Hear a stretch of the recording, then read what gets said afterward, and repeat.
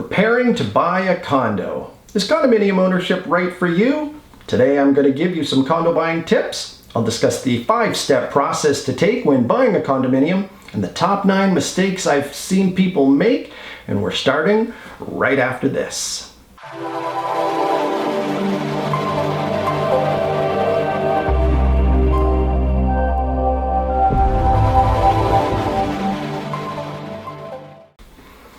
Hi there, my name is Patrick Fields and I'm a realtor here in beautiful Edmonton, Alberta. If this is your first time here, please consider hitting that subscribe button. I post new videos every week on home buying tips, selling tips, fun things to do around Edmonton. Let me ask you a question. Do you know what they call a very small place to live? Well, that's a condo minimum. No, it's not.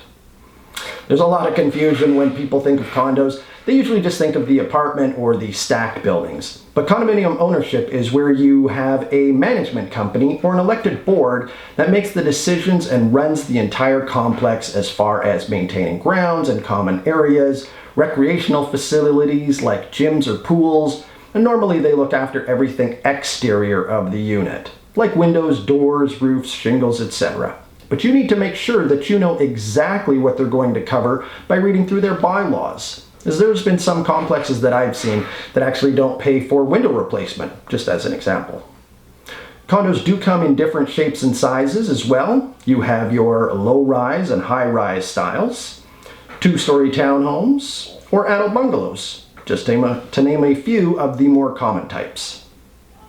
Some condos are completely maintenance-free, which is great if you're a very busy person that doesn't want any yard work, or if you're a snowbird, say, and you want to go south for 6 months of the year. You can just lock up and leave, pretty much. Now, as a disclaimer, please make sure you check with your insurance company to see what their policy is on how often your home needs to be checked. Okay, so now that you understand what a condo is, here are the steps to take to get yourself living in one. Step number 1. Choose an excellent realtor that you can trust. You want to talk to a realtor to find out what your options are based on what your budget is. So do you want a newer condo, or is older okay? Do you need space and a yard? Maybe a townhome style might be a better option for you. And if you go that route, do you need a garage, or is an outside parking stall okay? Is there enough street parking around? If you go with an apartment style or the stacked condominium, make sure there's enough space inside the unit. If not, is there a storage unit that comes with, or sometimes there's a storage room on the balcony? Is the parking stall above ground, underground? Can you buy an extra stall if needed, or rent one maybe? What area do you want to be in? Downtown, or close to your work, or schooling, or university? Or do you want to live in the suburbs? So now that you know what you want to live in and where you want to live, here's some more questions to ask yourself that might be important when you're looking for your new home. How close is it to the grocery stores, highways, bus stops, LRT station? Is there a view, or which direction does it face? If it's north facing, you won't get as much sun as if it's south facing. And if the bedroom faces west, well, then it's going to be warmer on summer nights. So then do they allow air conditioning, or is there central air in the building? What size or square footage do you need? How many bedrooms? How many bathrooms? What's included in the condo fee? Is there any other maintenance that's included? How much are your property taxes? And then are there any other condo rules or specific regulations? You want to know if the building is secure, or have they had lots of break-ins? You can ask if there's amenities, like a pool, sauna, steam room, gym, party room, social room, conference room, games room. They don't come free though, so if you do get a building that has those, make sure you use them, because you're going to pay for them. You also need to know if there's visitor parking available and what restrictions there are for parking hours. I've heard some horror stories about people getting their vehicles towed after visiting with their residents for just 1 hour of being in visitor parking without having a proper parking pass. It's absolutely ridiculous. Step number 2. Obviously, you have your mortgage pre-approval in place. If not, you might want to watch my last video on the difference between a full mortgage pre-approval versus just a pre-qualification. Step number 3. Go out and look at some places. This is where you really get a feel for the space inside. Now, before you do that, it's also a great idea if you drive around the area at different times of the day to see traffic, what your time drive to work is, or just get a feel for the other residents that live in the area or the complex. You can take a look at vehicles in the parking lot too. Are there any beaters with flat tires? If so, that might tell you what kind of people live in that complex. Step 4, when you finally find a place that you can see yourself living in, you're going to make an offer. Now, your offer is going to be based on other units that have sold in the building or other comparable units. And your realtor will do a comparative market analysis to ensure that you're not overpaying for the unit based on current market conditions. Your realtor will also negotiate back and forth on your behalf to get you the best price and terms for you. Once you've reached an agreement with the sellers and your offer is accepted, you will be pending. And you can move on to step number 5. So this is where you do your due diligence to satisfy your conditions. Your offer will be conditional on lender financing, a home inspection, you can do a title search, and reviewing the condominium documents. So why do a title search? Well, the listing agent is supposed to pull title when they list the home. But if it sits on the market for a month or two, things can definitely change. Recently, I had some buyers that offered on a condo, and when I pulled the title, the bank had actually put a lien on the property. The seller was actually almost foreclosed on. Thankfully, we were able to sort everything out, and my buyers are now happily living in their new home. So then you want to look through your condominium documents, and this is really key. Condominium documents in Alberta will include the amount of the monthly contribution, referred to as your condo fee, and how they came up with that amount. You want to check over the last few years to see if they have increased that fee and by how much. If they haven't, you could get hit with a huge fee increase. You want to know if there's any structural deficiencies that the corporation has knowledge of at the time of request in any of the buildings that are included in the condominium plan. You get a copy of the proposed special resolution waiting a vote, or a copy of the resolution that has not been passed yet or implemented. You'll get an easement, covenants, or restrictions agreement. You'll get the particulars of any actions commenced against the corporation and served on the corporation, any unsatisfied judgments or orders for which the corporation is liable, any written demands made on the corporation for amounts in excess of $5,000 that, if not met, may result in an action being brought against the corporation. You'll get the most recent approved and recent draft minutes of the annual general meeting. You get the budget of the corporation, a building site report such as a building assessment report, building envelope report, geotechnical report, technical audit, or a performance audit. You'll get the bylaws of the corporation too. And this document will contain important information on the use of the property, the pet or rental, age restrictions, and other important rules imposed by the strata. You want to know what you can and cannot do based on the rules of the bylaws before removing conditions. Don't assume that just because you've heard that you can bring in a pet, that means you can have, say, a dog like this.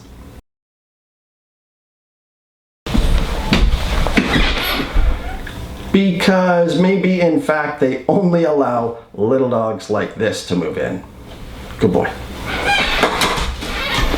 You're also going to get your condo additional plan sheet certificate. You're going to get a registered condominium plan, the financial statements of the corporation, including the most recent year-end, month-end, and you want to make sure that they have enough money to go around. You're going to get an insurance certificate. You need to make sure the insurance coverage is enough to satisfy your lender.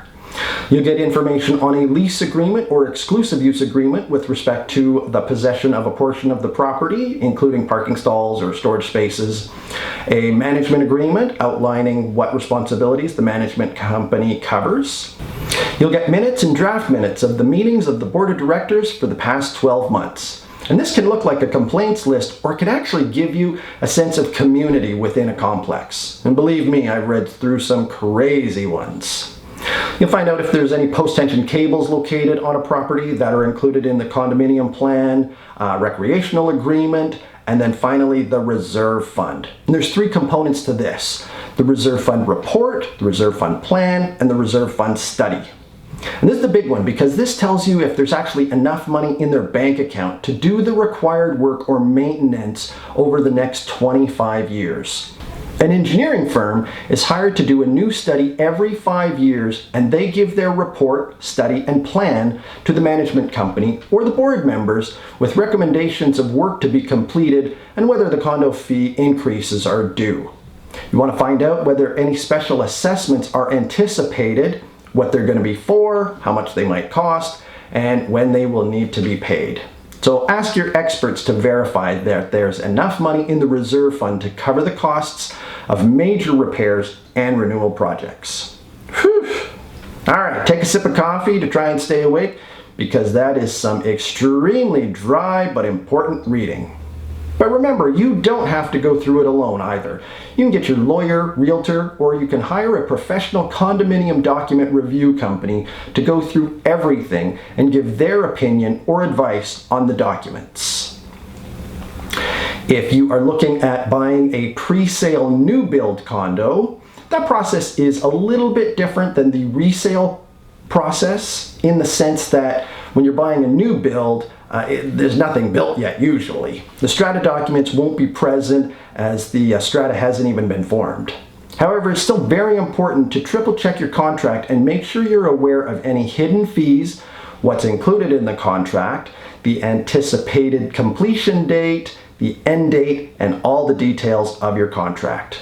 You also want to inform your mortgage broker that you are purchasing a pre-sale and make sure that the lender will fund either a draw or a completion mortgage. Research the developer or builder. You can check Google or ask your agent if they've heard anything about them. Okay, so you're satisfied with your condominium documents, the lender has given you their approval on financing, you've completed your home inspection, you now have the option of waiving your conditions. Congratulations, you bought a condo. So prior to closing on your condo, there's a few things that you need to do as well. You want to set up your utilities like cable, internet, power, and if heat is required. You want to get your proper insurance activated. You need to sign all your mortgage documents, change your mailing address, and book your elevator for the move-in. Congratulations. And now, here are the top 9 mistakes that I have personally witnessed over the years. Number 9, not joining your board or at least attending some of the monthly board meetings. This is your chance to have your say in how the complex is run and where your money will be spent. Take one night a month for your financial future. Number 8, not having proper insurance. You need contents and liabilities insurance. If your sink, dishwasher, or washing machine leaks and cause water damage to the unit below you, you can be at fault and your insurance will be used to pay the damages. Number 7, not reading through the bylaws. Among many other things, this will tell you what the restrictions are in the building. Like, can you have a satellite dish on your balcony? Are pets allowed? And if so, how many? Are barbecues allowed? Or can you even put a bike on your balcony? If you decide to rent a room or the entire condo, is that allowed? Or are there restrictions? Number 6, not checking out what the neighbors are like. Do they have loud pets? Do they have loud kids? Is the unit above you constantly stopping around and making noise? Try and get a feel for who you will be living next to and what noise reduction measures and solutions have been used in the past. Number 5, not knowing the difference between a titled parking stall versus an assigned parking stall and not having it properly written in your purchase contract. If your agent doesn't include it on the purchase contract, you might not get it. How'd you like to move into your new downtown high-rise condo and find out your parking stall wasn't included in the deal? Oops. Number 4, not purchasing in a building or complex that is suitable for the lifestyle you lead. As an example, let's just say you're 45, 55, or 65 years of age. Don't buy in a complex where there's tons of young children or young adults, unless you enjoy loud voices, video game noise, or rumbling bass from the latest Vin Diesel movie or something. And don't buy a 2-story home if you can't do the stairs and really you need a bungalow. Number 3, not doing a home inspection. One of the biggest hidden issues with older condos can be poly B or polybutylene water lines, like this. Those were used instead of copper because they were cheaper, flexible, and very easy to install. However, they deteriorated over time and would eventually develop hairline cracks or pinholes, and they would leak. If your condo was built between 1978 and 1998, you want to pay close attention and look to see whether your water lines are copper, poly B, or PEX. Number 2, getting swept away without thinking about resaleability. A fresh coat of paint, some new flooring, granite counters, or repainted kitchen cabinets are some quick ways that sellers can spruce up a unit with many hidden issues in order for them to just get rid of their problem. Don't let your emotions take over and pay way more than you should for something that you could save thousands of dollars on. Also, don't get wrapped up on staging, because those pretty little items will be gone when you take possession and your furniture moves in. If you're on a budget, look for a home that needs some cosmetic work and whose full potential has yet to be realized. You can also build equity by painting, changing light fixtures, doing some flooring, and seeing past the clutter. All right, and the number 1 mistake that I've seen people make, not using a real estate agent.